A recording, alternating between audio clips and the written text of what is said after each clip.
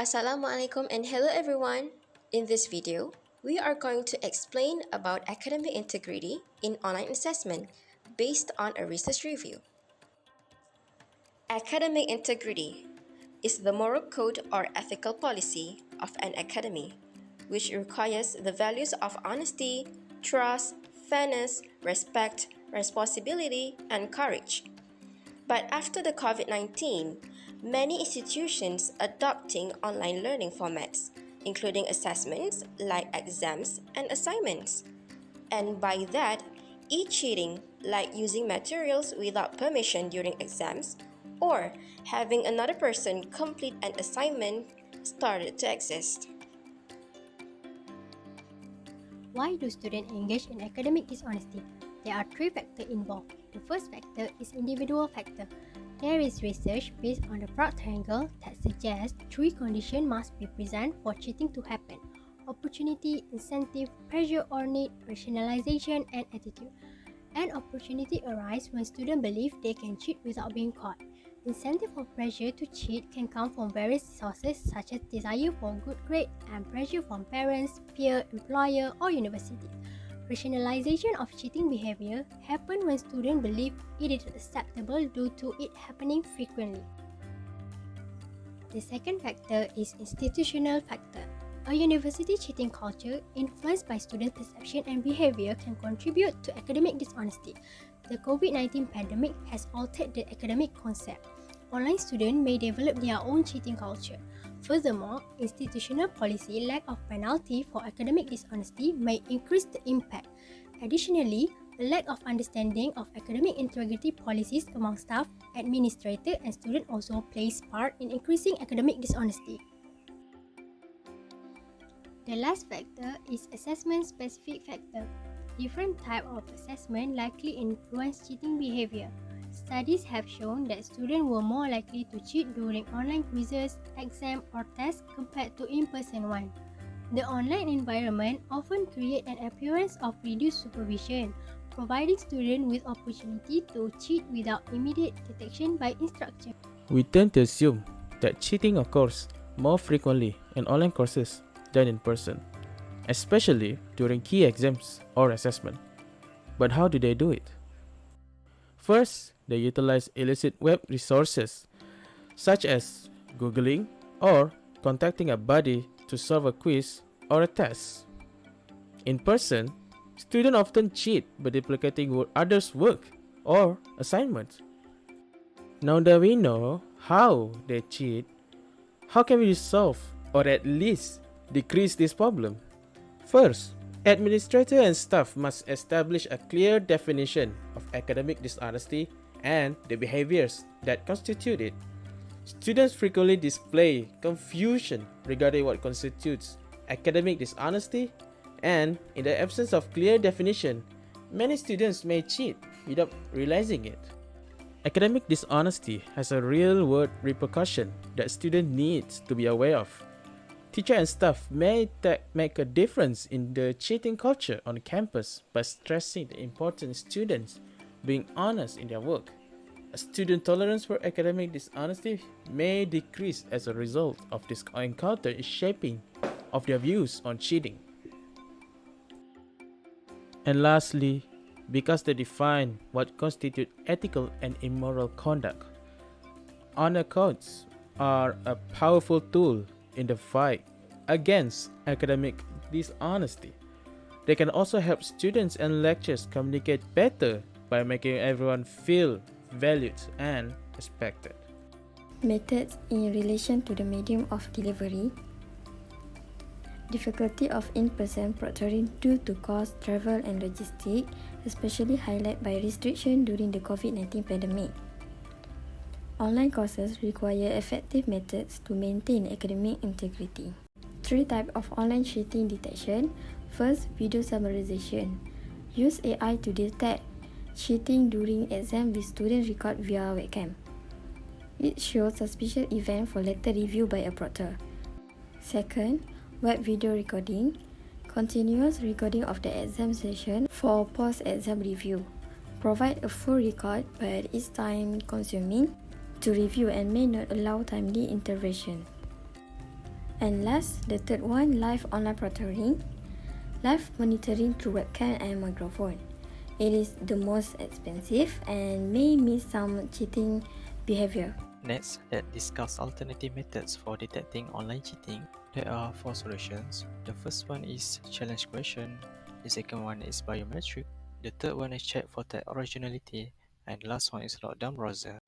Let's start with challenge question. So challenge question is for authenticating the test taker, or in other words, a way to make sure students are what they say they are. Also known as knowledge-based authentication, it's like a quiz asking about personal stuff. This method works by asking students questions only they should know the answer. For example, the address, mother name, and high school name. Students might have to answer this question when they first log in before taking a test. Now we explore biometrics. Biometric is about measuring physical or behavioral traits to confirm someone's identity. This method constantly checks if the person taking the test is really who they claim to be. It does this by comparing their biometric data like fingerprints or facial features with what is on record. Also, biometric cannot be faked, forgotten, or lost.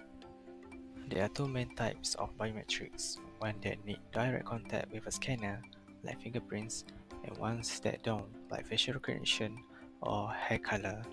Combining different biometric traits will improve accuracy and make sure the system is secure. Moving on to text originality checks. This is particularly useful for assessment with written answer because it helps to identify words that was taken from source without giving proper citation. For example, tools like Turnitin help to detect if a student had used content from other source without giving credit. One of the advantages is the ability to compare submitted work with publicly available content to ensuring academic integrity. Finally, lockdown browsers. This browser prevents students from accessing external electronic resources during the exam by blocking students from visiting external websites or using unauthorized application on the same device as the one we used to take the exam. Hi, and I'll be talking about assessment based methods. So let's get to know what is assessment based method. Basically, assessment based is a learning where students learn by answering questions, evaluating dilemmas, solving problems, and reviewing cases. Unlike when you are given a material to read or watch alone, the learning process takes place while answering the questions, which often follows with the feedback behind. Moving forward, assessment based methods are created to prevent cheating and facilitating academic integrity through the assessment structure and presentation. So let's take a look about assessment structure. We have five structures. So the first one is item format. Item format is to prevent sharing during assessments, considering using a variety of question types aside from only multiple choice questions. Next, we have item content. Items that require simple content identification rather than conceptual understanding are most susceptible to cheating through searching and collaboration. Third, we have declaration of academic integrity. This is when, before taking an online test, some software may ask you to confirm you uphold academic honesty. This is to confirm and to clarify what is allowed and what is not. Next, we have alternate versions. Since students in various time zones and courses, they might need different assessment schedules, offering alternative assessment formats, which is useful to prevent collaboration and sharing is a concern. Last but not least, we have universal design for number of assessments that count towards the final grade. If there are multiple assessments covering similar learning goals, you could set up a system within the course where one or more, if needed, assessment can be dropped. Now, moving forward to assessment delivery. Assessment delivery is the same as assessment presentation. It's the way how we deliver our assessments in academic. First, we have limited window of availability. As for time limited assessments like exams, it's important to have fixed start and end times. Ideally, all students should start the exam within a short time frame and finish at the same time unless accommodations are needed. Second, we have time limits. When time limits are necessary, assessment should match the allotted time. If an assessment is designed for 1 hour, its time limit should also be 1 hour, even though the accommodations are necessary. Next, we have disable copy paste functionality in assessment software. If possible, we should disable copy paste or even screenshot functions in the assessment software to prevent from sharing. Fourth, we have the preventing going back to earlier items. Consider presenting items one at a time or even in a small groups on each screen. Once completed, test takers can't go back to those items. Lastly, item and response option randomization. These test items and the response options for multiple choice items can be randomized across deliveries of the assessment to limit sharing of answers. This is from me. Thank you. In conclusion, academic integrity remains an integral element of higher education. Thus, as online studies continue to expand, we believe that it will be important to have evolving scholarship and discussion regarding the maintenance of academic integrity in the online environment.